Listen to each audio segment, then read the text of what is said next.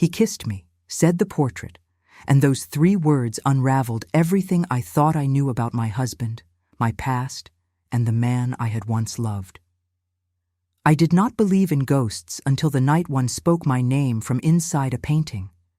I had been married to Sebastian Ashworth, the Duke of Ravenswood, for 6 months when I first heard the voice.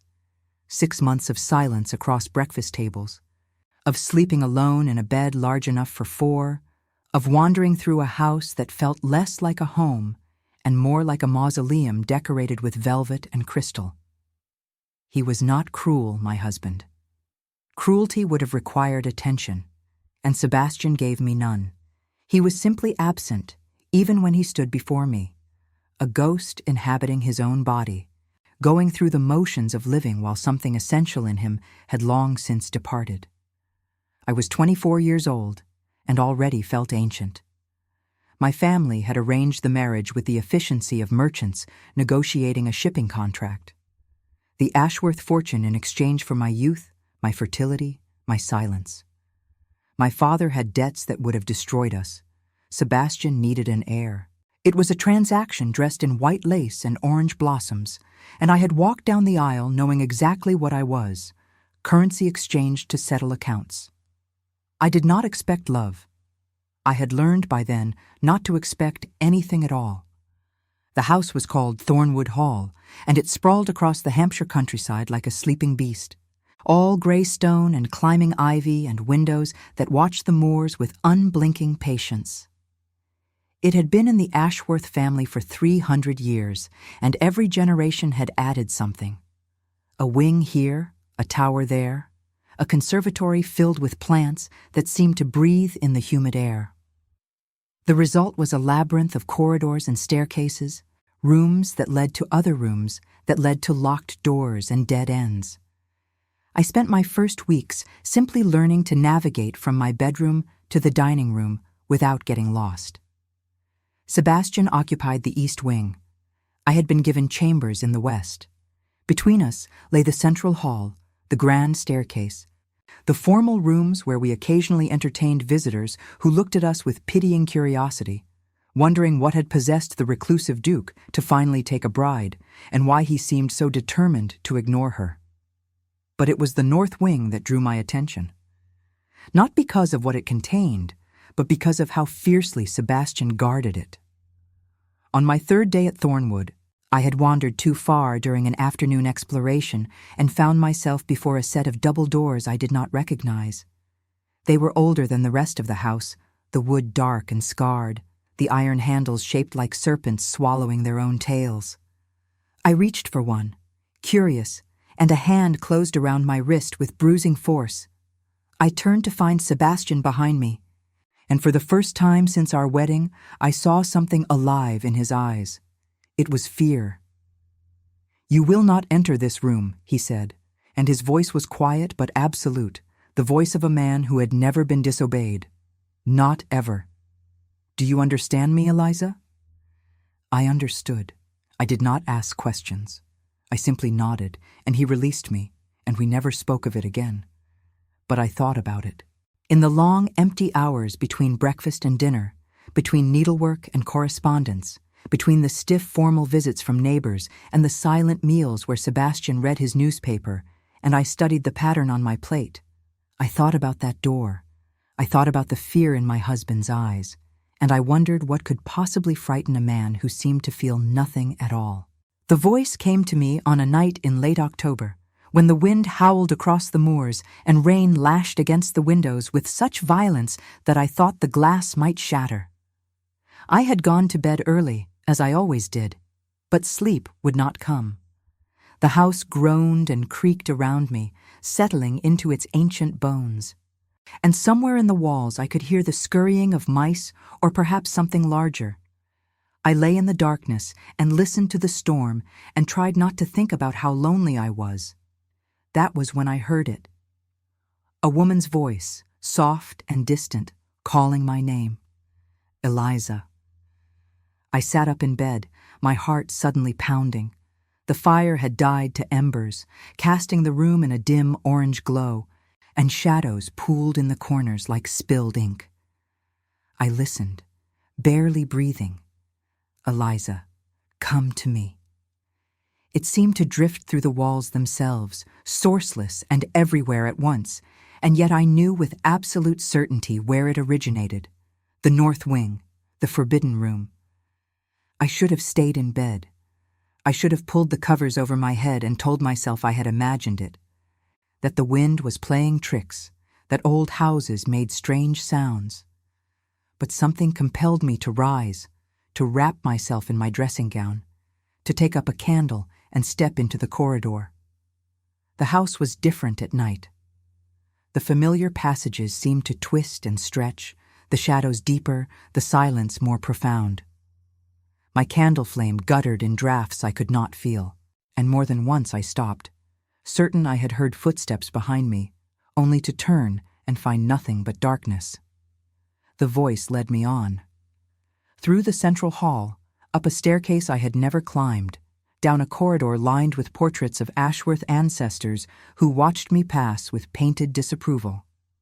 And finally, to those double doors with their serpent handles, standing before me like the entrance to a tomb. They were unlocked. I pushed them open and stepped inside, and the first thing I saw was his face. Edward. The portrait hung on the far wall of an otherwise empty room, illuminated by moonlight streaming through tall windows. It was life-sized, rendered in oils with extraordinary skill, and it depicted a man I had known intimately, a man I had loved desperately, a man who had vanished from my life 2 years ago without explanation or farewell. Edward Calloway, my former lover. The man who had broken my heart so completely that I had welcomed the numbness of my arranged marriage as relief. He looked exactly as I remembered him. 30 years old, with dark hair that curled slightly at his temples and eyes the color of winter storms. He wore a dark coat and a cravat of deep burgundy, and his expression was one I knew well, that slight smile, that knowing look, as if he understood secrets about me that I had not yet discovered myself. I had loved that expression once. I had thought it meant he saw me truly, saw past the polite facade I presented to the world. Now, standing in the dark with my candle trembling in my hand, the expression seemed different, calculating, cold. Why was there a portrait of Edward Calloway in my husband's house? I stepped closer, drawn by the impossibility of it, by questions I could not answer. The painting was masterful, so vivid that in the flickering candlelight Edward seemed almost to breathe. I could see the texture of his coat, the slight shadow of stubble along his jaw, the fine lines at the corners of his eyes that I used to trace with my fingertips in stolen moments. "Eliza," the voice said again, and it came from the portrait. I watched in frozen horror as the painted lips moved. He kissed me, Edward's image said, and the voice was not his but a woman's, soft and sorrowful, and edged with something that might have been rage. He kissed me, and then he killed me, and now you must know the truth. The candle fell from my hand and extinguished itself on the floor. The room plunged into darkness, relieved only by the moonlight, and in that silver glow, the portrait seemed to pulse with impossible life. I tried to scream, but no sound emerged. I tried to run, but my legs would not obey. I could only stand there, paralyzed, as the woman's voice continued to pour from painted lips. "You think you knew him. You think he loved you. But Edward Calloway was never capable of love, only hunger, only need, only the endless appetite that consumed everything it touched. I learned this too late. You must learn it before you suffer as I suffered." "Who are you?" I finally managed to whisper. The portrait did not answer. The painted eyes, Edward's eyes, simply stared at me with that knowing expression, and the moonlight seemed to dim, and the shadows crept closer, and I felt suddenly certain that I was not alone in the room, that something stood behind me, breathing on my neck, reaching for me with cold, invisible hands. The door slammed open. Sebastian stood in the entrance, a lamp in his hand, and his face was white as bone. He looked at me, and then at the portrait, and something passed through his expression that I could not name. Guilt and grief and fury all tangled together. "I told you never to come here," he said, and his voice shook. "The portrait," I stammered. "It spoke to me. Edward's portrait. It said someone killed." Sebastian crossed the room in 3 strides. He seized the portrait from the wall with his bare hands, the frame cracking under his grip, and before I could move or speak, he had carried it to the fireplace in the corner, where dead logs sat waiting to be lit. He threw the painting onto the grate and struck a match. "Sebastian, no," I cried, though I did not know why I wanted to stop him, why it seemed so important to preserve the image of a man who had abandoned me, a painting that had just whispered horrors into my ear. "Wait, please. I need to understand."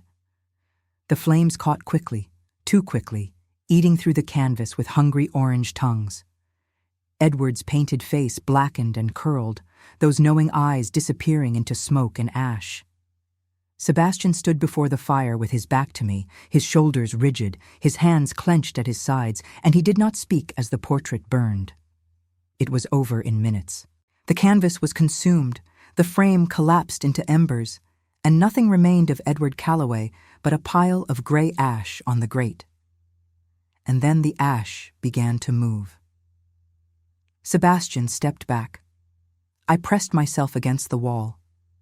We watched together, united for the first time in our marriage by shared terror, as the ashes stirred and shifted and slowly, impossibly, arranged themselves into letters on the stone floor of the fireplace. RAVENSWOOD. Sebastian made a sound I had never heard from him before, a low moan of despair that seemed to come from somewhere deep in his chest. He staggered backward, knocking against a table, sending something crashing to the floor. And when he turned to face me, his eyes were wild with a fear far greater than what I had seen when he found me at the forbidden door. "What does it mean?" I demanded. "Why was there a portrait of Edward Calloway in your house? Why did it speak to me? What have you done?" Sebastian looked at me, and for a long moment I thought he would not answer. Then his shoulders slumped, and the fight seemed to drain out of him, and he spoke in a voice stripped of all pretense. "Edward Calloway is dead," he said. "He has been dead for 2 years, and I am the reason why." The fire crackled, the wind howled, the ashes lay still on the floor, spelling out my husband's name like an accusation. I did not run, I did not scream. I simply stood there in the moonlit room where a ghost had spoken through a burning portrait, and I waited for the man I had married to tell me why he had killed the man I had loved. But Sebastian shook his head slowly, his expression closing like a door. "Not tonight," he said. "There is too much to tell, and you are not ready to hear it. Go back to your room, Eliza, lock your door, and do not come to the north wing again." He walked past me without another word, leaving me alone with the dying fire and the impossible ashes and the echo of a woman's voice still ringing in my ears. "He kissed me," she had said. "He kissed me, and then he killed me." But Edward was the one in the portrait. Edward was the one who was dead. Which meant the woman who spoke, whoever she was, had been killed by someone else. I looked at the name spelled in ash, and I felt the first cold stirrings of understanding. Ravenswood, my husband's name, my husband's house, my husband's secrets, buried so deep that they had to claw their way out through paint and canvas and fire. I did not sleep that night. I sat in my room with the door locked and the fire burning high and every candle lit, and I watched the shadows and listened to the wind and thought about Edward Calloway, about the love I had felt for him, and the devastation of his abandonment, and the strange, cold comfort of learning that he had not left me by choice. He was dead. My husband had killed him. And somewhere in this house, a woman's spirit was trying to tell me why. I should have been frightened. I should have been making plans to flee, to contact my family, to escape this house of ghosts and murderers. But instead, I felt something unexpected stirring in my chest. Curiosity. And beneath it, harder and sharper, a determination I had not felt in years. I had spent 6 months as a dutiful, silent wife, asking no questions, demanding nothing, accepting my fate with the resignation of a woman who believed she deserved no better. But that woman had not known she was living with a killer. That woman had not heard a ghost speak her name in the dark. I was done being silent. I was done being invisible. Whatever secrets Thornwood Hall was hiding, whatever sins my husband had committed, whatever truth lay buried beneath the ashes of Edward Calloway's portrait, I was going to find it. The ghost had chosen me. The dead had called me by name. And I would answer. I would learn the truth about Edward's death, about the woman who spoke through his image, about the husband who had brought me to this haunted place, and then tried so desperately to keep me from discovering what lurked in its forbidden rooms. And when I knew everything, when I understood at last the full weight of what had been done, I would decide what to do with that knowledge, justice or mercy, revenge or forgiveness. I did not know yet which I would choose, but I knew. As the first gray light of dawn crept across the moors, and the candles guttered down to stubs, and the house settled into exhausted silence around me, that nothing would ever be the same. The portrait had burned, the ashes had spoken, and I, Eliza Ashworth, Duchess of Ravenswood, had finally woken up. The days that followed were a strange kind of warfare, fought in silences and glances across rooms, in doors that closed too quickly, and footsteps that retreated when I drew near. Sebastian avoided me with a determination that bordered on desperation, taking his meals in his study, leaving for London on business that seemed to materialize whenever I appeared in the same room. But I was patient. I had learned patience in 6 months of marriage to a ghost. I could wait. While I waited, I searched. Thornwood Hall had secrets hidden in every corner, tucked into drawers and locked in cabinets and buried in the accumulated debris of 3 centuries of Ashworth occupation. I began methodically, starting with the public rooms where my presence would not be questioned, working my way through libraries and parlors and morning rooms with the thoroughness of an archaeologist excavating a tomb. I was looking for anything connected to Edward, to the woman whose voice had spoken through his portrait, to the crime that my husband had confessed but refused to explain. What I found instead was Helena. Her name first appeared in a household ledger I discovered in the butler's pantry, sandwiched between records of wine purchases and servant wages. Lady Helena Ashworth, Duchess of Ravenswood.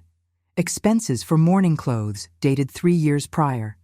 Expenses for a funeral, for a headstone, for masses to be said in her memory. Sebastian's first wife, dead of fever according to the notation, buried in the family plot on the eastern edge of the estate. No one had told me Sebastian had been married before. I sat in the cold pantry with the ledger open on my knees and felt the foundations of my understanding shift beneath me. My husband was a widower. He had loved another woman, married her, lost her, and he had never once mentioned her name. I began to look for Helena everywhere. She was harder to find than I expected. In a house filled with portraits of Ashworth ancestors, there was not a single image of the previous Duchess. Her belongings had been removed from the family rooms, her presence erased so completely that a casual visitor would never know she had existed. But erasure is never perfect. In the attic, I found a trunk filled with women's clothing, fashionable gowns in rich fabrics that had been packed away with lavender and cedar but never disposed of. In the library, I found books with her name inscribed on the flyleaf in an elegant feminine hand. And in the chapel, in a small alcove to the left of the altar, I found a memorial plaque that bore her name and dates. Helena Ashworth, beloved wife, born 1855, died 1886. May angels guide her home. She had been 31 years old, only 7 years older than I was now. And she had died 3 years ago, which meant Sebastian had waited only 2 years before taking another bride. I knelt before the plaque and traced the letters of her name with my fingertips, and I wondered what she had been like. Had she loved him? Had he loved her? Had their marriage been as cold and silent as ours? Or had there been warmth once, passion, connection? What had happened to turn Sebastian into the hollow man I knew? And what did any of this have to do with Edward Calloway? The answer came to me 3 nights later, delivered by the same impossible means as the first revelation. I had not returned to the North Wing. Sebastian's warning still echoed in my mind, and despite my determination to uncover the truth, I was not quite brave enough to venture back to that room where the portrait had burned and the ashes had spelled out accusations. But it seemed the spirit did not require my presence in any particular location. It found me in my own bedroom, in the darkest hour of the night, when the fire had died and the moon hid behind clouds and I lay suspended between sleep and waking. Eliza. The voice came from everywhere and nowhere, soft as a whisper, intimate as a lover's breath against my ear. I opened my eyes and saw her. She stood at the foot of my bed, a woman made of moonlight and shadow, her features indistinct but somehow familiar. She wore a gown of pale fabric that drifted around her like smoke, and her dark hair fell loose over her shoulders, and her eyes, when I finally found the courage to meet them, were filled with a sorrow so vast it seemed to encompass centuries. "Helena," I breathed, and knew it was true. The ghost inclined her head, a gesture of acknowledgement or perhaps gratitude that I had spoken her name. When she spoke, her voice was the same one I had heard from the portrait, melodic and mournful and edged with steel. "You found my things," she said. "You have been looking for me. I am glad. No one has looked for me in so long." I sat up slowly, pulling the covers to my chest as if they could protect me from the supernatural presence before me. My heart raced, but the terror I had felt in the North Wing was absent now. Helena did not seem threatening. She seemed tired. She seemed sad. She seemed like a woman who had been waiting a very long time for someone to listen. "The portrait," I said. "Edward's portrait. You spoke through it. You said he kissed you, and then he killed you. But Edward is the one who is dead. I do not understand." Helena drifted closer, and I felt the temperature in the room drop, felt the hair rise on my arms and the back of my neck. She was beautiful, I realized. Even in death, even as a specter made of grief and moonlight, she possessed a beauty that I could never hope to match. No wonder Sebastian had married her. No wonder her death had broken something in him. "Edward did not kill me," Helena said, "but his kiss sealed my fate. Let me show you." She reached out one translucent hand and touched my forehead, and the world dissolved. I was no longer in my bedroom. I stood in a garden I did not recognize, surrounded by roses in full bloom, and the sun was warm on my face, and somewhere nearby I could hear the splash of a fountain and the murmur of conversation. A summer garden party, I realized. An event from years past, before my time, before my marriage, before everything. I watched as Helena walked among the guests, young and alive and radiant in a gown of pale blue silk. She moved with the easy grace of a woman secure in her position, smiling at acquaintances, exchanging pleasantries with elderly matrons, playing her role as duchess with practiced perfection. But I could see the tension in her shoulders, the way her eyes kept darting to a figure standing alone by the garden wall. Edward. He was younger here, perhaps 27 or 28, and he watched Helena with an intensity that made my stomach clench. I knew that look. I had seen it directed at me once, in another garden, in another lifetime. I had believed it meant love. They found a way to be alone. Helena excused herself to check on some household matter, and Edward followed at a discreet distance, and I followed both of them as if pulled by an invisible thread. They met in a small folly at the edge of the garden, a classical temple built for ornament rather than purpose. And the moment they were hidden from view, Edward pulled Helena into his arms and kissed her with a passion that stole my breath. She did not resist. She kissed him back with equal fervor, her hands tangling in his hair, her body pressing against his as if she wanted to disappear into him entirely. And when they finally broke apart, both breathing hard, she looked at him with an expression I recognized all too well.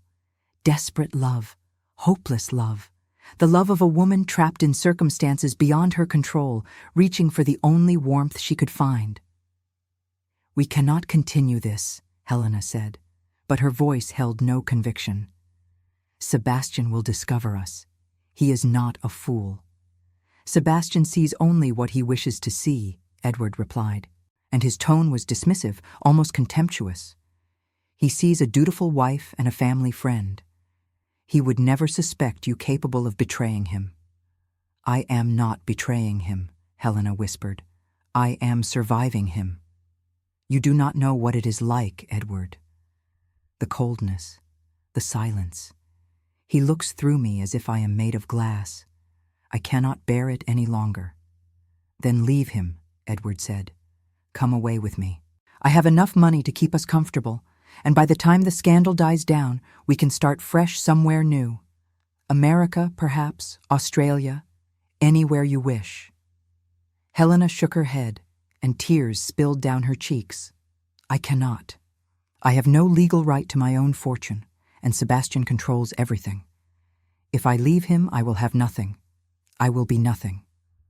A ruined woman, dependent on the charity of a man who may tire of me in a year, in a month, in a week. I have seen what happens to women who make that choice. I will not become one of them."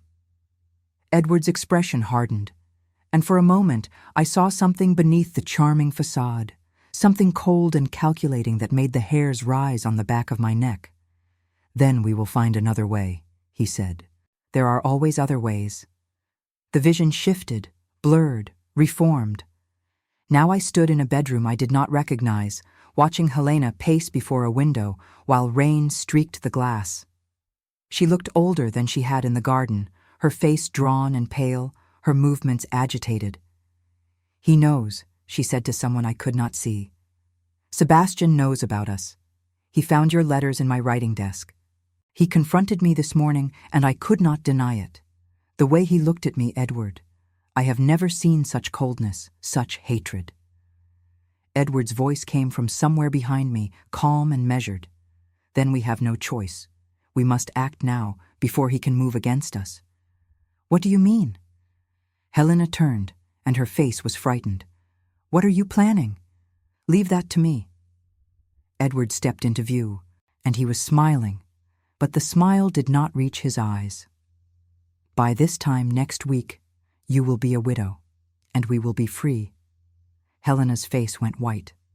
"No, no, I will not be party to murder. Sebastian is cold, yes, and our marriage is a misery, but he does not deserve to die for it.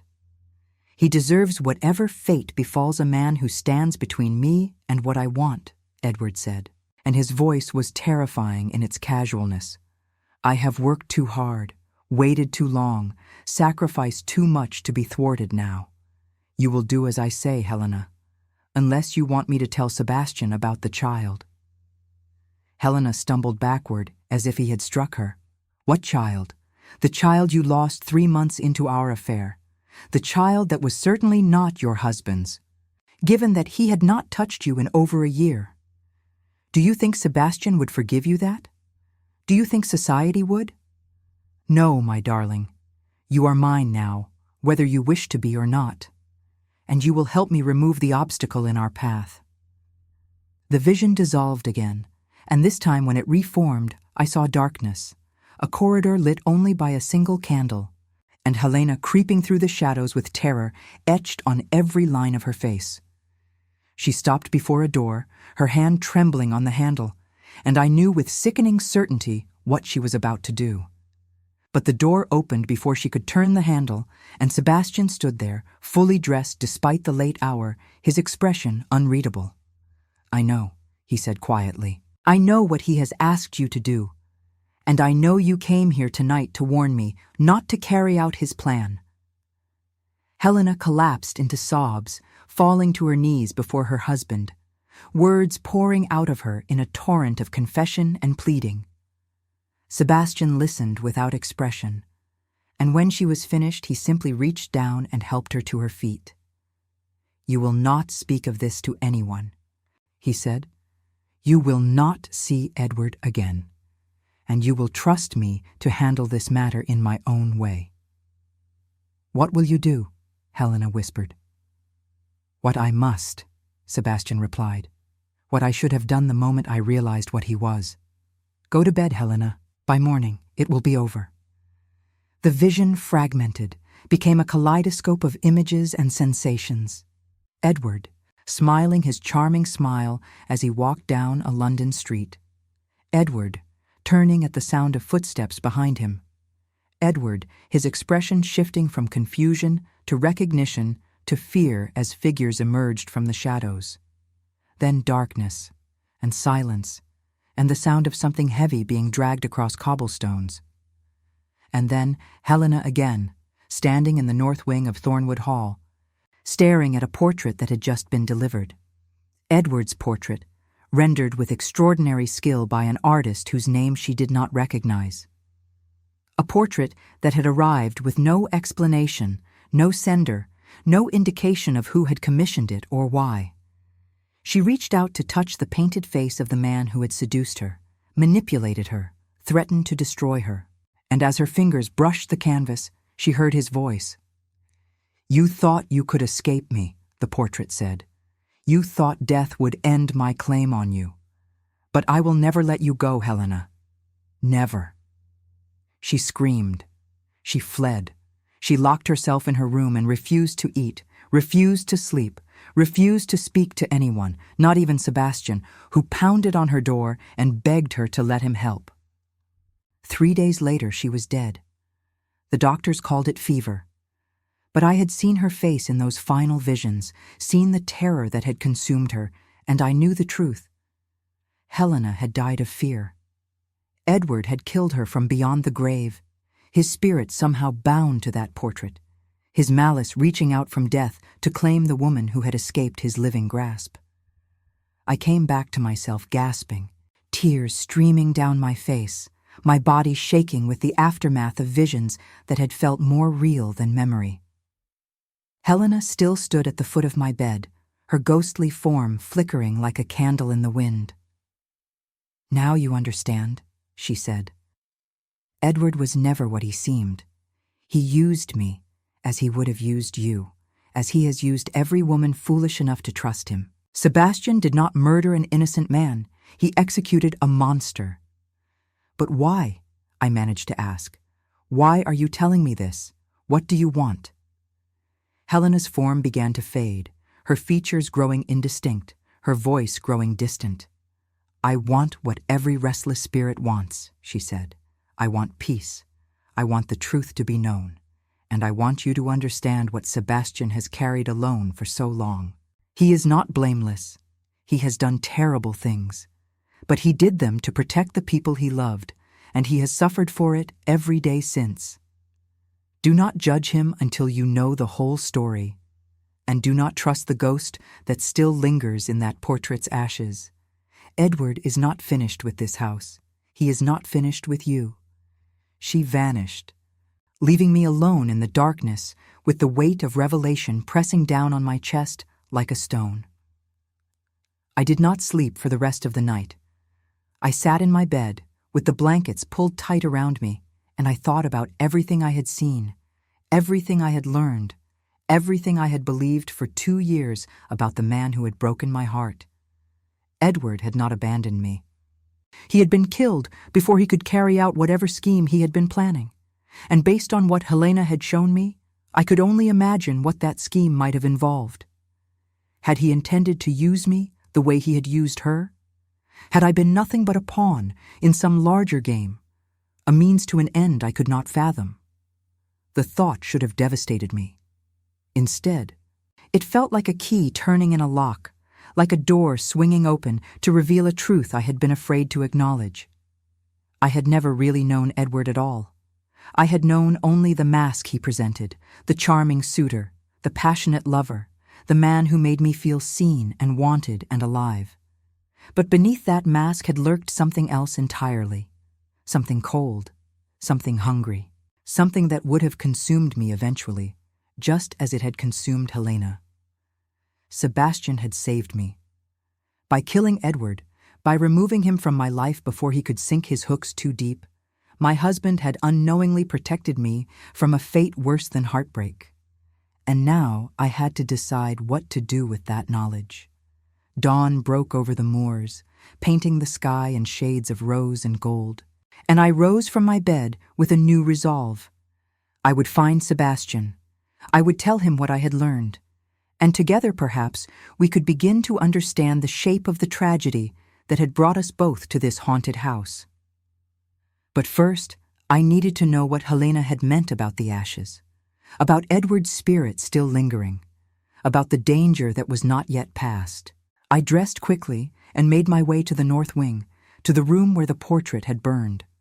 The door stood open, and weak morning light filtered through the dusty windows, illuminating the fireplace where Edward's image had been consumed.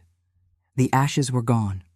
The grate had been cleaned, the floor swept, every trace of that impossible manifestation erased as if it had never existed. But as I stood there staring at the empty hearth, I felt a chill run down my spine that had nothing to do with the cold.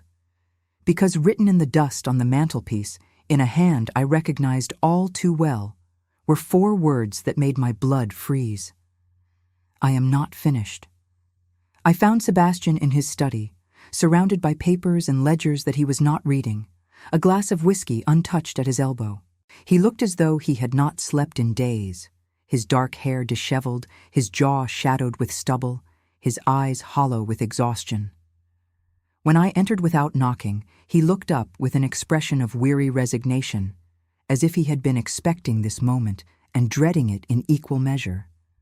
"I know about Helena," I said without preamble. "I know about her affair with Edward. I know what he planned to do, and I know what you did to stop him." Sebastian closed his eyes. For a long moment he did not move, did not speak, barely seemed to breathe. Then he reached for his whiskey and drained it in a single swallow. "How?" he asked, his voice rough. "Helena told me. Her spirit came to me last night. She showed me everything." I expected him to scoff, to dismiss my words as hysteria or delusion. Instead, he simply nodded, as if the existence of ghosts was no more surprising than the existence of rain. "She speaks to you," he said. I wondered if she would. She has never spoken to me. I have waited 3 years, hoping, praying that she would give me some sign that she forgives me. But there has been only silence. He rose from his desk and moved to the window, staring out at the gray morning light that filtered through the clouds. His back was to me, but I could see the tension in his shoulders, the rigid line of his spine, the way his hands clenched and unclenched at his sides.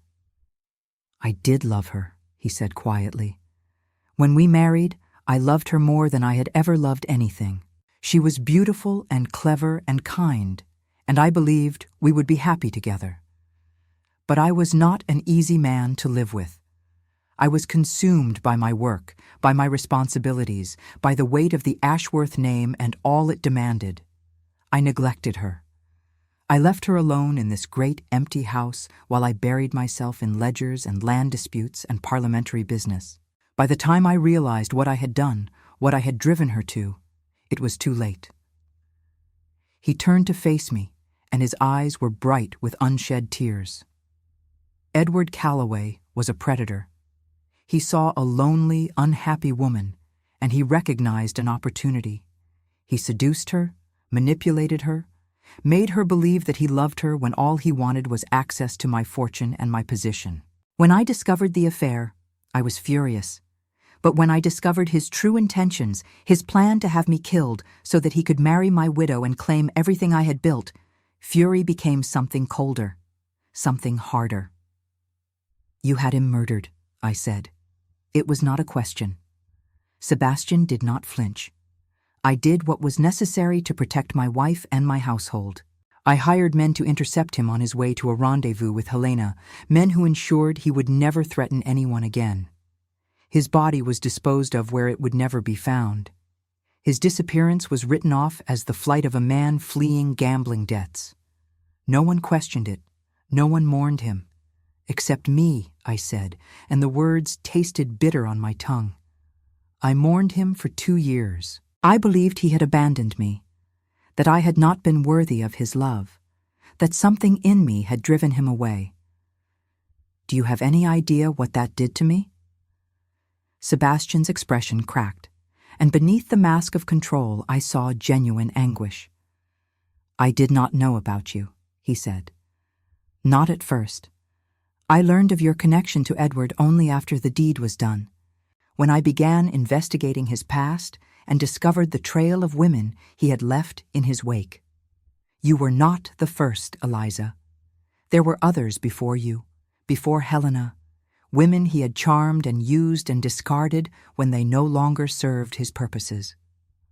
When I realized you were among them, I felt I owed you something.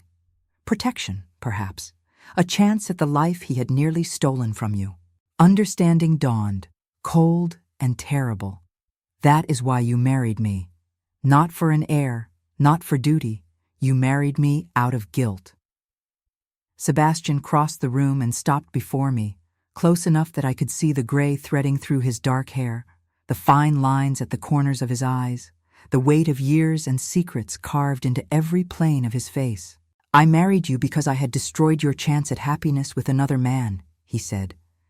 "I married you because I thought I could give you the security and comfort that Edward would have taken from you. I married you because I was tired of being alone in this house with nothing but ghosts and regrets for company. But I did not expect to feel anything for you. I did not expect to lie awake at night thinking about the way you laugh, the way you tilt your head when you are puzzling over a book, the way you look in candlelight when you do not know anyone is watching. I did not expect you to matter." My heart stuttered in my chest. I stared at him, this man who had been a stranger for 6 months, who had killed for love and married for guilt, and somehow, impossibly, begun to feel something he had not anticipated. "Why did you not tell me?" I whispered. "Why did you keep me at such a distance, let me believe you felt nothing?" "Because I do not deserve you," Sebastian said simply. "I am a murderer, Eliza. I have blood on my hands that will never wash clean. And more than that, I have failed every woman who ever trusted me. Helena came to me for protection, and I let Edward poison her mind until she could not distinguish love from manipulation. She died in terror, haunted by a spirit I could not see and could not fight, and I could do nothing but watch her waste away. How could I risk the same fate befalling you? How could I let you close when closeness might be the very thing that destroys you?" I thought of Helena's warning, of the message scrawled in dust on the mantelpiece. Edward was not finished. His malevolence still lingered in this house, waiting for an opportunity to strike. Sebastian had kept me at arm's length, not out of coldness, but out of fear. He had been trying to protect me from a danger I had not known existed. "The portrait," I said. "Where did it come from?" "Helena did not know who sent it." Sebastian shook his head. "I have spent 3 years trying to answer that question. The artist who painted it died under mysterious circumstances shortly after completing the work. The gallery that sold it burned to the ground. Every thread I have followed has led to a dead end, as if some malevolent force is actively concealing the portrait's origins." He moved to his desk and retrieved a leather journal, its pages yellowed with age.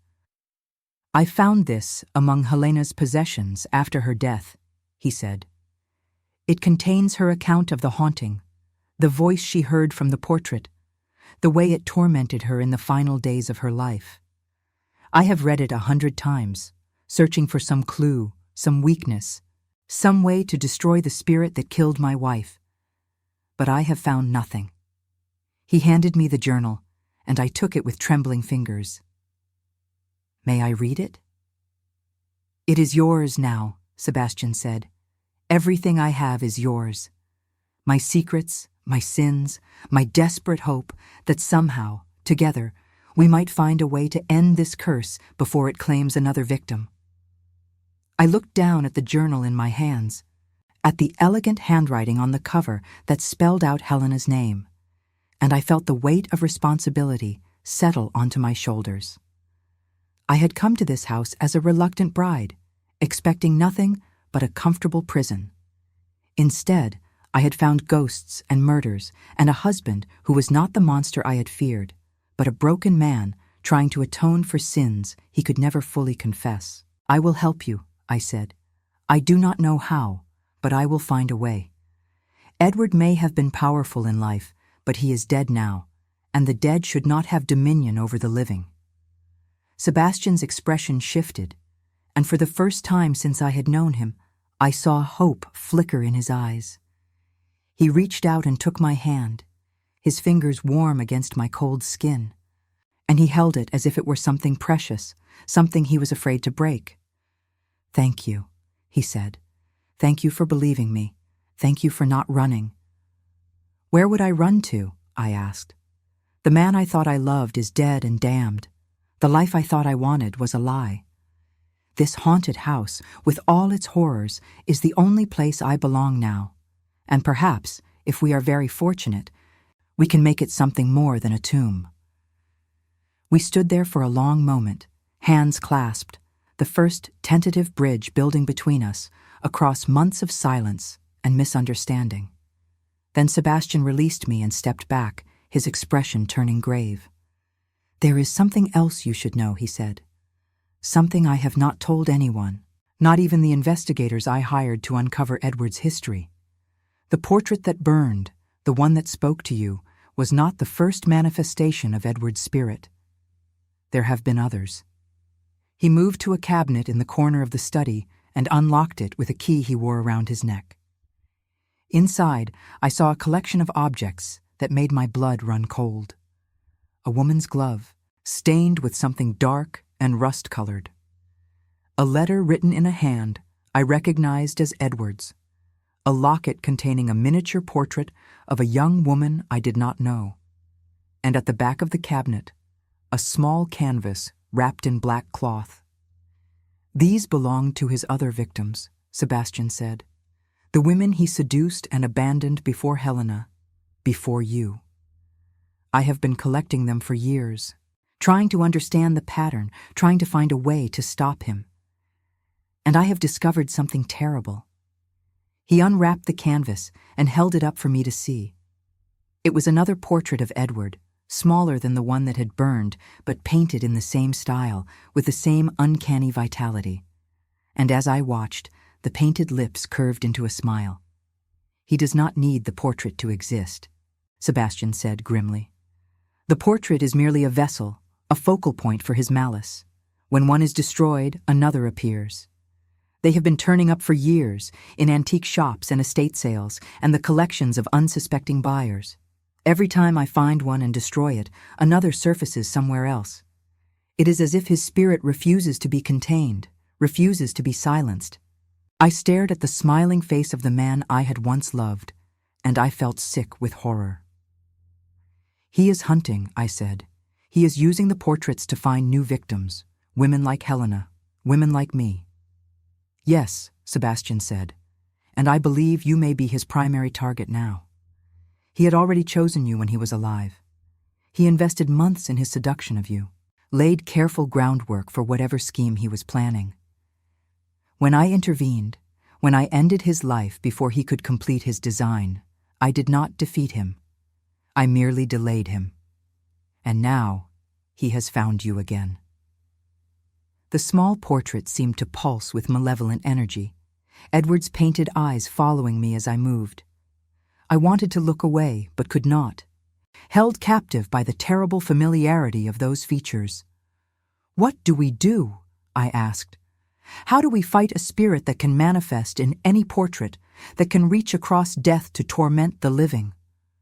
Sebastian wrapped the canvas again and returned it to the cabinet. "I do not know," he admitted.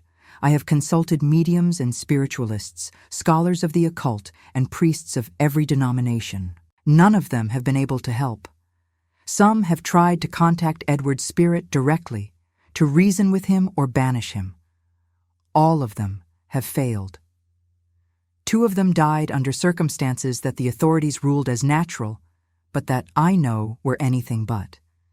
He turned to face me, and his expression was one of weary determination. But I will not stop searching. I will not rest until I have found a way to destroy him permanently, to free Helena's spirit and protect you from his reach. I have resources and connections that most men lack, and now I have something else I did not have before. What? I asked. A partner, he said. Someone who knows the truth, who has seen what Edward is capable of, who has as much reason to want him gone as I do. Together, perhaps we can accomplish what I could not achieve alone. I looked at this man who had been my husband in name only, who had killed to protect a wife he loved and married me to atone for a sin I had not known he had committed. I looked at the cabinet full of relics from Edward's victims, at the journal in my hands that contained the final testament of a woman driven to death by supernatural terror. And I made a decision that would change the course of my life forever. I am with you, I said. Whatever it takes, however long it takes, I am with you.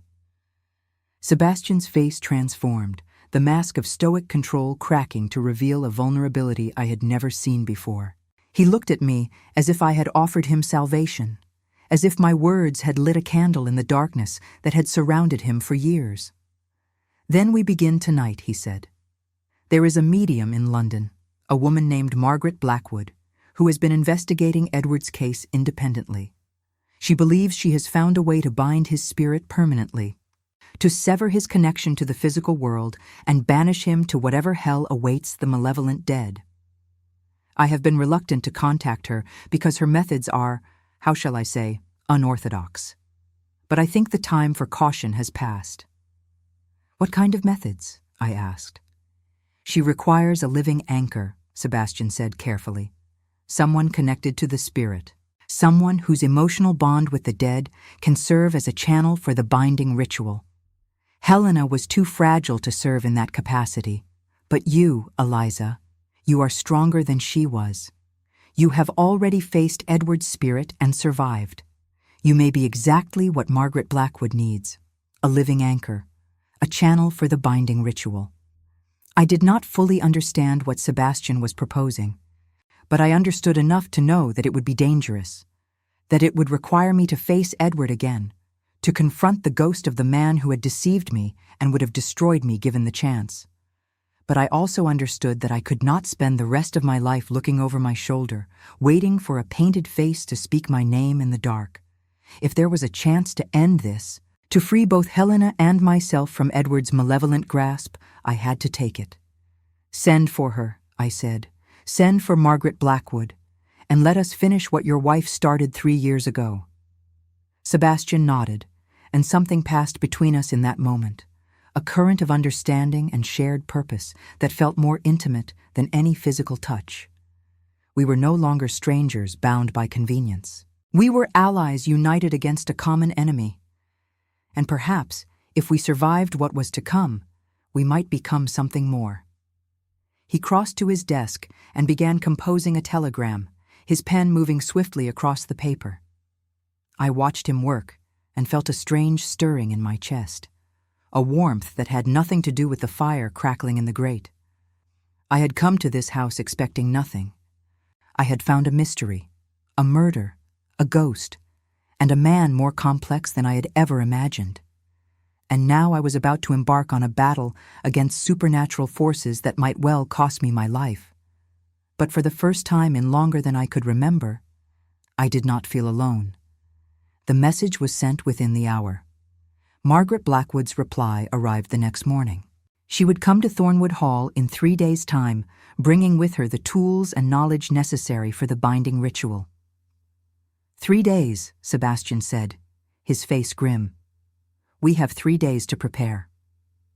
I looked at the journal in my hands, at the cabinet full of dark relics, at the man who had become my unlikely partner in this desperate enterprise. Then we had better get started, I said. And we did. The 3 days before Margaret Blackwood's arrival passed in a fever of preparation and discovery. Sebastian and I spent every waking hour together, poring over Helena's journal, cataloging the relics in his cabinet, and sharing stories we had never told anyone before. He spoke of his childhood in this vast, echoing house, of parents who valued duty over affection, of a loneliness that had shaped him into the remote man he had become.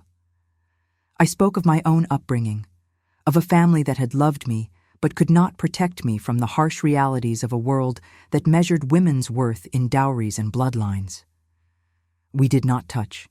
We did not speak of the strange current that seemed to flow between us whenever our eyes met. But something was building nonetheless, a tension that had nothing to do with ghosts and everything to do with two people who had spent their lives hiding from connection and were now, slowly, learning to reach for it instead. On the second night, I dreamed of Edward. He came to me not as a ghost, but as a memory, wearing the face I had loved, speaking in the voice that had once made my heart race. We were walking together in Hyde Park, as we had done so many times during our courtship, and the sun was warm, and the birds were singing, and everything was exactly as it had been before. "I have missed you," he said, and his hand was warm in mine. "I have waited so long for you to come back to me." "You are dead," I said, and even in the dream, I felt the wrongness of the scene, the falseness of the sunlight, and the bird song, and the warmth of his touch. "You are dead, and I know what you truly were." Edward's expression did not change, but something shifted behind his eyes, a flicker of darkness that belied his pleasant smile. "I am whatever you need me to be," he said. "I was your lover, your confidant, your dearest friend. I can be all those things again, Eliza. I can give you what Sebastian never will: passion, devotion, a love that consumes everything in its path." "That is not love," I said. "That is hunger. That is possession. Helena showed me the truth about you, Edward. I know what you did to her. I know what you planned to do to me." "Helena," Edward said, and his voice dripped with contempt. "Helena was weak. She let guilt and fear destroy her when she should have embraced what I offered.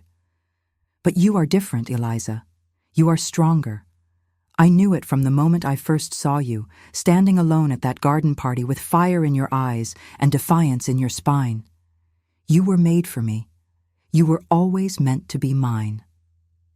He pulled me closer, and the pleasant park dissolved around us, replaced by swirling darkness that pressed against my skin like cold water. I tried to pull away, but his grip was iron, his face no longer handsome, but twisted with something ancient and malevolent. "You cannot escape me," he hissed. "No ritual, no medium, no desperate husband can protect you from what I am. I am in your blood now, Eliza. I am in your memories, in your dreams, in every dark corner of your frightened little mind.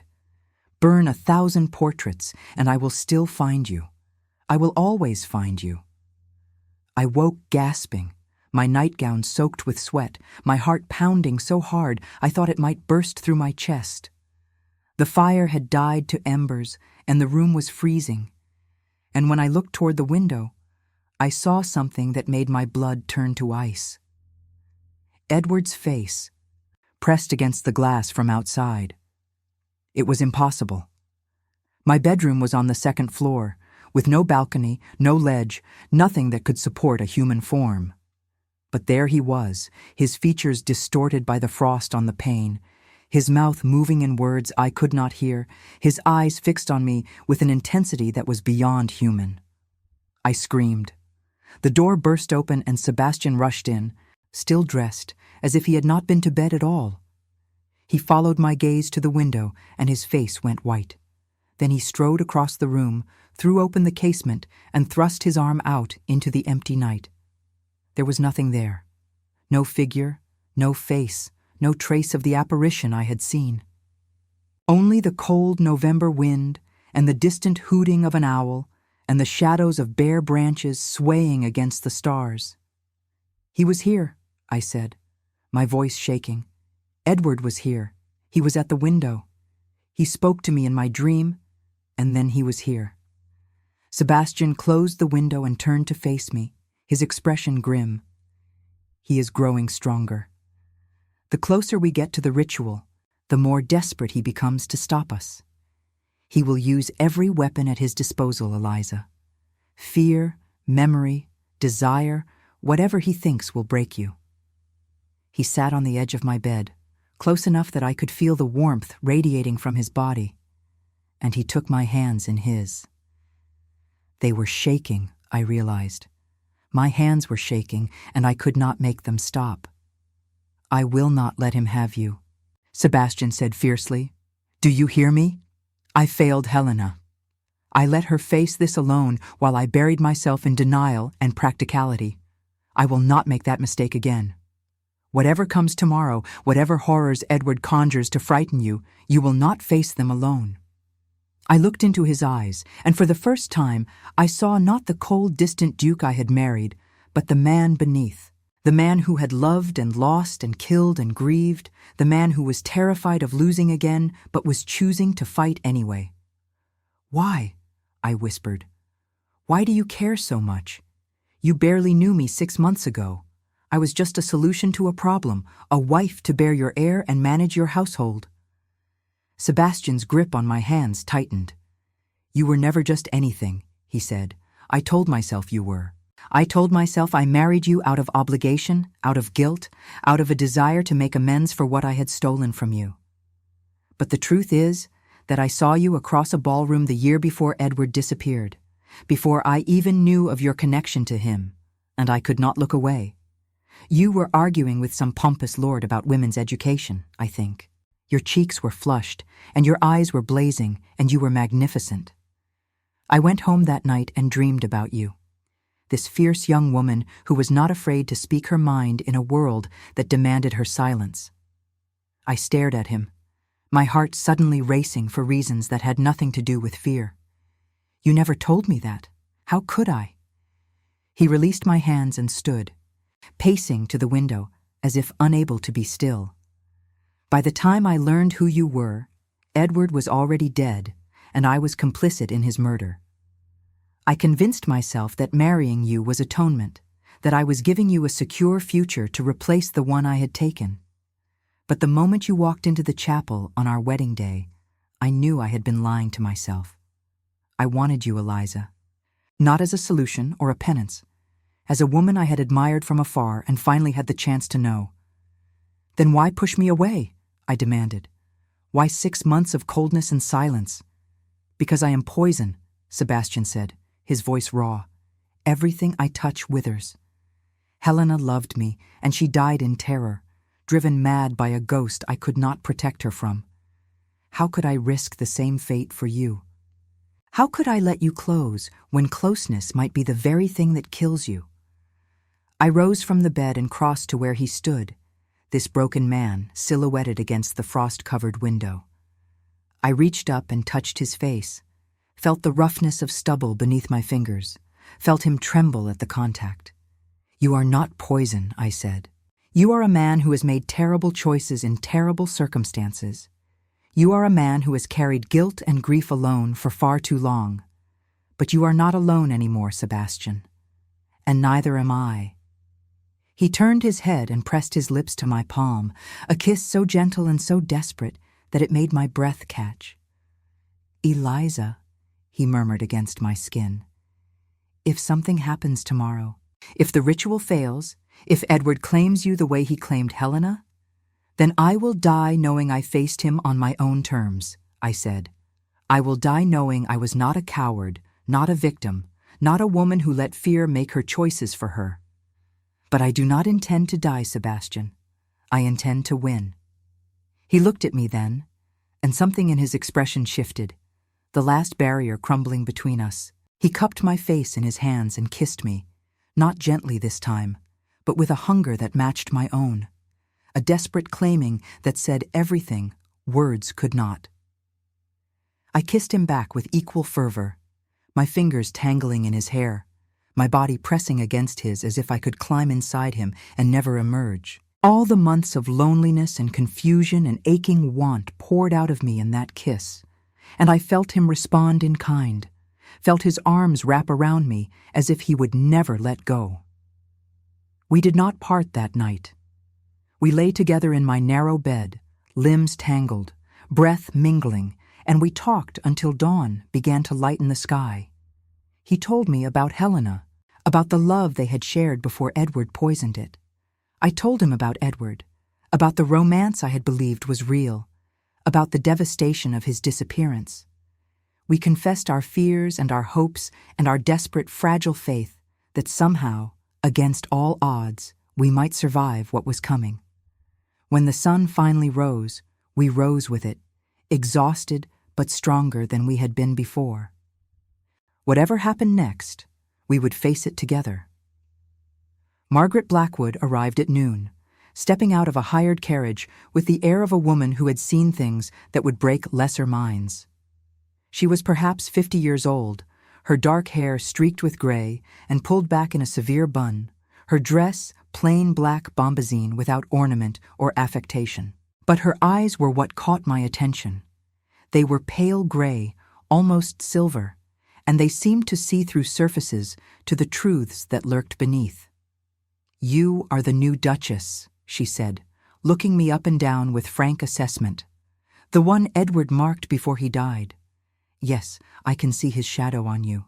It clings like a second skin. I fought the urge to step backward. Can you remove it?" "That depends on you," Margaret said. "The spirit is strong, but so is the bond between you." He invested months in his seduction, years in his planning. That kind of connection does not sever easily. It requires sacrifice. "What kind of sacrifice?" Sebastian asked, stepping forward to stand beside me. Margaret's gaze shifted to him, and something flickered in those silver eyes. "Ah, the Duke who killed for love and married for guilt. You have your own shadows, your grace, but they are not my concern today." She swept past us into the entrance hall, her eyes moving over the ancient stone and dark wood with professional interest. "This house has seen much death," she observed. "Much grief, much betrayal. The walls are saturated with it. No wonder Edward's spirit finds such purchase here." We followed her through the house to the north wing, to the room where the portrait had burned. Margaret stood in the center of the empty space and closed her eyes, her lips moving silently as if in prayer or incantation. When she opened them again, her expression was grave. "He is here," she said. "Not fully manifested, but present, watching. Waiting. He knows why I have come, and he is afraid. Good. Fear will make him reckless." She turned to face me, her silver eyes boring into mine. "The ritual requires 3 things, Duchess. A vessel to contain the spirit, an anchor to bind him, and a flame to destroy him. I have brought the vessel." She produced a small mirror from her bag, its surface dark and clouded, its frame carved with symbols I did not recognize. "This was made by a dying witch in Prague," she said. "It is designed to trap malevolent spirits, to hold them prisoner between the glass and the silver. Once Edward is inside, he cannot escape." "And the anchor?" Sebastian asked. Margaret looked at me. "That is the Duchess. Her connection to Edward, the bond he forged through seduction and manipulation, is the chain that will drag him into the mirror. But she must be willing. She must open herself to him completely. Let him believe he has won. Let him enter her mind and her heart without resistance. Only then can I speak the words that will seal him away." I felt my stomach clench with fear. "You want me to let him possess me?" "Not possess. Merge. It is a temporary state, a moment of complete vulnerability that will last only seconds. But in those seconds, he will be inside you, and you will feel everything he feels. His hunger, his rage, his bottomless need." "It will be," Margaret said carefully, "extraordinarily unpleasant." "And the flame?" I asked, my voice barely above a whisper. "Sebastian," Margaret said, "the Duke must destroy the mirror once Edward is trapped inside. Fire, as we have seen, does not destroy the spirit, merely displaces it. But fire applied to this particular vessel will annihilate whatever is contained within. Permanently. I looked at Sebastian, saw the fear and determination warring in his eyes.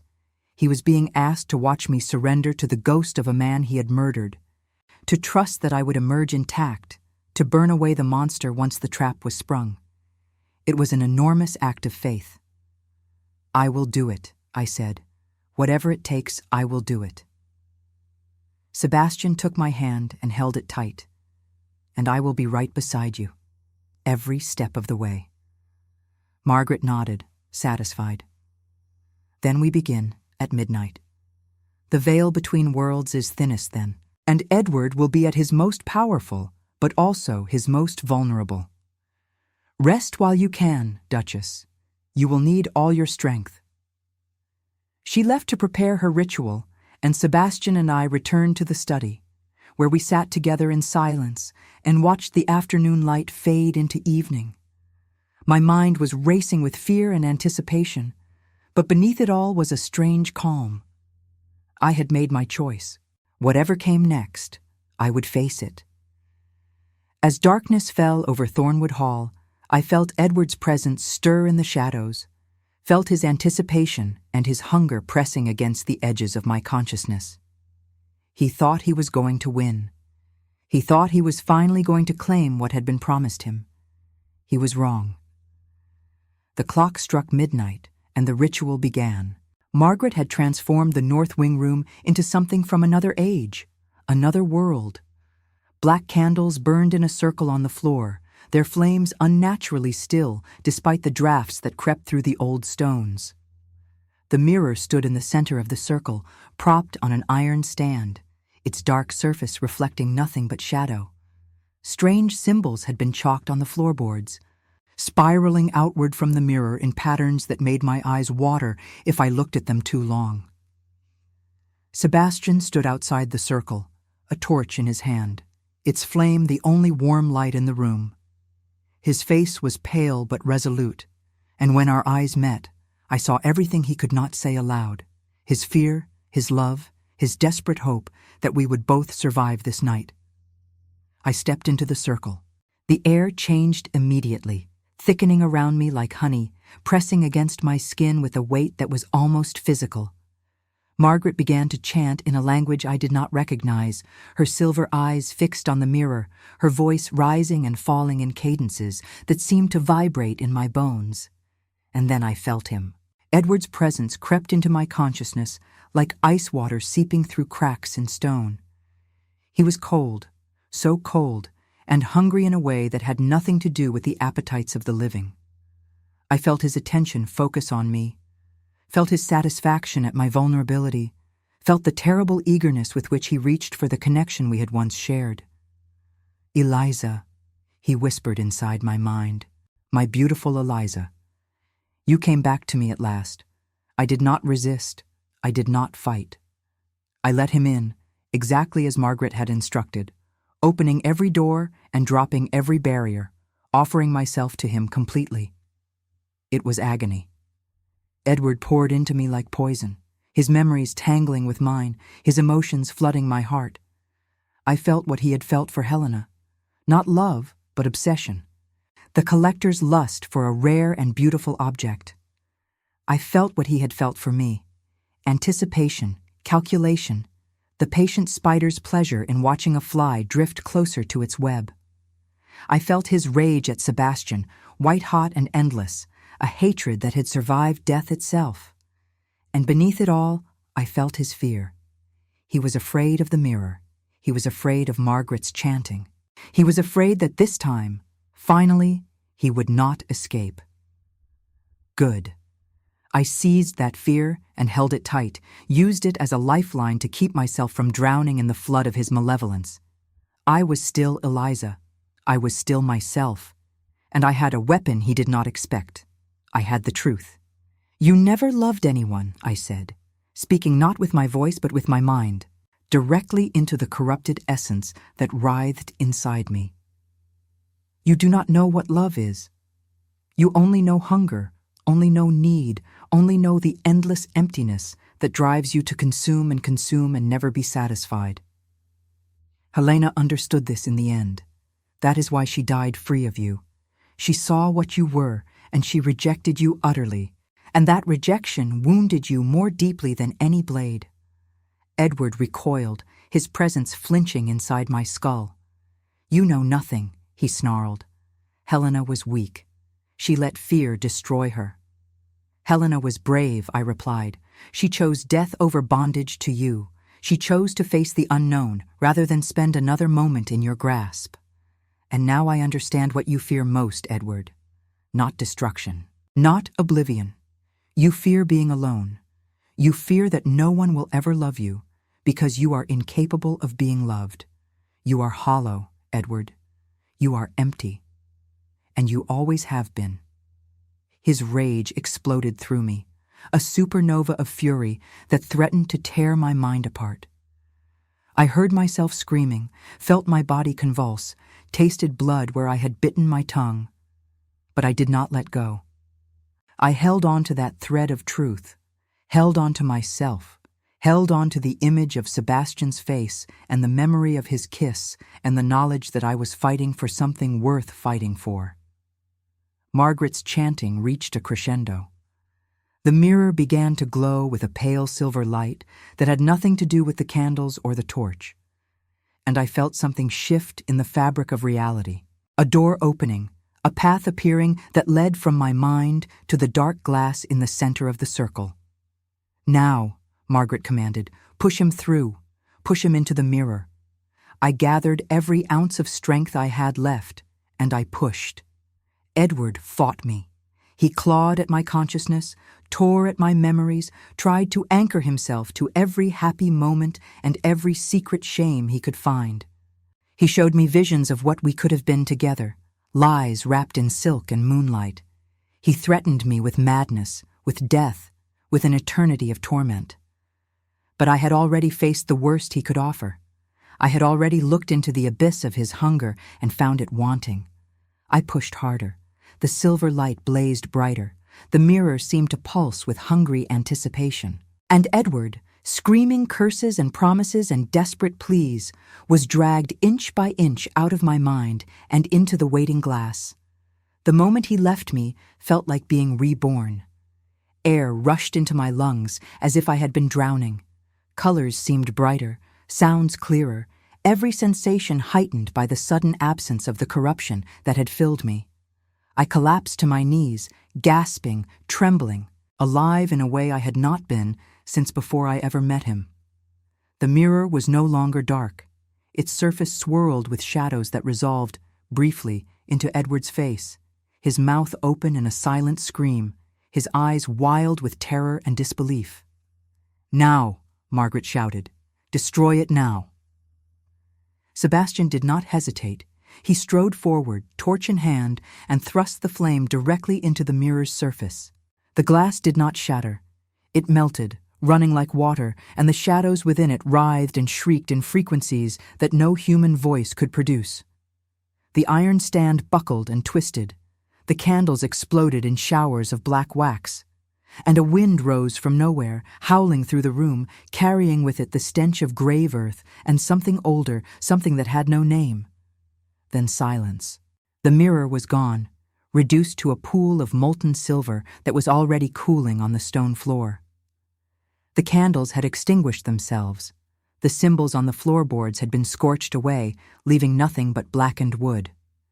And of Edward Calloway, of the malevolent spirit that had haunted this house for 3 years and my heart for 2, there was no trace. Sebastian dropped the torch and ran to me, falling to his knees beside me, gathering me into his arms with a desperation that made my heart ache. "Eliza," he said, and his voice broke on my name. "Eliza, are you all right? Are you still you?" I looked up at him, at this man who had killed for love and lived in guilt, and finally found the courage to fight for something again. "I am still me," I said, "and I am free." He kissed me then, in that ruined room surrounded by the debris of our victory, and I kissed him back with all the joy and relief and fierce, tender hope that filled my chest. We had won. Against impossible odds, against a spirit that had defied death itself, we had won. Margaret Blackwood watched us with a small, satisfied smile. "The binding held," she said. "He is gone. Truly gone this time. Whatever hell awaited him, he has found it at last." She gathered her things and prepared to leave, refusing our offers of payment or hospitality. "I do this work for my own reasons, Duchess," she said, "reasons that have nothing to do with money. Be well, be happy. And remember that love, true love, is stronger than any curse." She left before dawn, disappearing into the morning mist as if she had never been there at all. Sebastian and I stood at the window and watched her carriage vanish down the long drive, and then we turned to face each other in the pale gray light of a new day. "What happens now?" I asked. "Whatever we want," Sebastian replied. "For the first time in years, I am not living under the shadow of Edward's malice or Helena's ghost. We are free, Eliza, free to build something new." I thought about the 6 months I had spent in this house, the loneliness and confusion and quiet desperation. I thought about the woman I had been when I arrived, resigned to a loveless marriage, expecting nothing, hoping for nothing. And I thought about the woman I had become, the woman who had faced a supernatural predator and defeated him with nothing but truth and will. "I do not want to go back to the way things were," I said. "The formal dinners and the separate bedrooms and the polite distance. If we are going to be married, truly married, I want it to be real." Sebastian took my hand and raised it to his lips. "So do I," he said. "I wasted 3 years grieving for a woman I could not save and punishing myself for sins I could not undo. I will not waste another moment. You are my wife, Eliza, my partner, my equal. And if you will have me, I want to spend the rest of my life proving that I am worthy of you." I smiled, and it felt strange on my face, as if my muscles had forgotten how to form the expression. "You may have to work quite hard at that," I said. "I have very high standards." He laughed, a sound I had never heard from him before, warm and genuine and full of life. "Then I had better get started," he said. We walked together through the house, through the halls that had been haunted by grief and guilt, and now felt somehow lighter, as if the walls themselves had exhaled a breath they had been holding for years. We passed the portrait gallery, and I noticed that the faces of Sebastian's ancestors no longer seemed to watch with disapproval. We passed the door to the north wing, and I felt nothing but faint residual warmth, like embers cooling after a fire. And when we reached the entrance hall, we found Helena waiting for us. She stood in a shaft of morning light that streamed through the tall windows, her form more solid than I had ever seen it, her expression peaceful in a way it had not been before. She looked at Sebastian first, and her eyes were full of something that might have been forgiveness. "You did what I could not," she said. "You faced him. You defeated him. Thank you." Sebastian's voice was thick with emotion. "Helena, I am so sorry. For everything. For neglecting you, for failing to protect you, for not being the husband you deserved." Helena shook her head gently. "You were not perfect," she said. "Neither was I. We made mistakes, both of us, and Edward exploited those mistakes to destroy what we had. But that is over now. I am free, Sebastian. For the first time since I died, I am truly free." She turned to me, and her smile was warm and genuine. "Take care of him, Eliza. He is a better man than he knows, and you are a stronger woman than you believe. Together, you can build something beautiful in this house, something I was never able to achieve. I felt tears prick my eyes. I will, I promised. I will take care of him, and I will remember you, Helena. Always. That is all I ask," she said. The light around her brightened, intensified, became almost too brilliant to look at. And then, between one heartbeat and the next, she was gone. Not vanished into shadow, not faded into mist, but lifted, ascended, released into whatever peace awaited her beyond the veil. Sebastian wept. I held him while he cried, his tears soaking into my shoulder, his body shaking with the release of years of grief and guilt. And when he finally lifted his head, his eyes were clear in a way they had never been before. "She forgave me," he said wonderingly. "After everything I did, everything I failed to do, she forgave me." "She loved you," I said. "Even when love was complicated, even when Edward poisoned what you shared, she loved you. And love, in the end, is always stronger than hate." We stood together in the entrance hall of Thornwood as the morning sun climbed higher and the last shadows of the night retreated into memory. The house was quiet around us, truly quiet. The oppressive weight that had hung over it for years finally lifted. I thought about the road that had brought me here, the arranged marriage and the burning portrait and the impossible choice to fight rather than flee. I thought about Edward, about the man I had believed I loved and the monster he had truly been. I thought about Helena, about her courage and her tragedy and her final gift of freedom. And I thought about Sebastian, standing beside me with his hand in mine, this complicated, wounded, beautiful man who had become my partner in ways neither of us could have predicted. "What now?" I asked again, but this time the question held no fear, only curiosity. Sebastian smiled, and it transformed his face, made him look younger and lighter and full of possibilities. Now, he said, we live. We learn each other. We make mistakes and forgive them. We build a marriage that is not about duty or guilt or atonement, but about choice, about love. I leaned into him, feeling the warmth of his body, the steady rhythm of his heart. "That sounds," I said, "like a very good place to start." We walked out of the entrance hall together, into the morning light, into the future we would build with our own hands. Behind us, Thornwood Hall stood silent and watchful, its stones finally at peace. And somewhere in the depths of the house, in a room that had once held a burning portrait and impossible ashes, a single beam of sunlight fell upon the floor and illuminated words that had been carved into the wood long ago, words that none of us had ever noticed. "Love endures." I did not see those words that morning. I would not discover them until months later, when Sebastian and I returned to the North Wing to transform it into a nursery for the child I carried. But when I found them, I smiled and traced their letters with my fingertips, and I thought of Helena, and I thought of Edward, and I thought of all the ghosts that had brought me to this place. The portrait had spoken, the ashes had spelled a name, and I had learned that the dead have much to teach us, if we are brave enough to listen.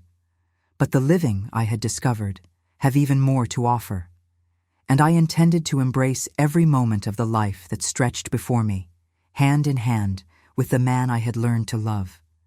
The story of the haunted portrait was over. Our story was just beginning.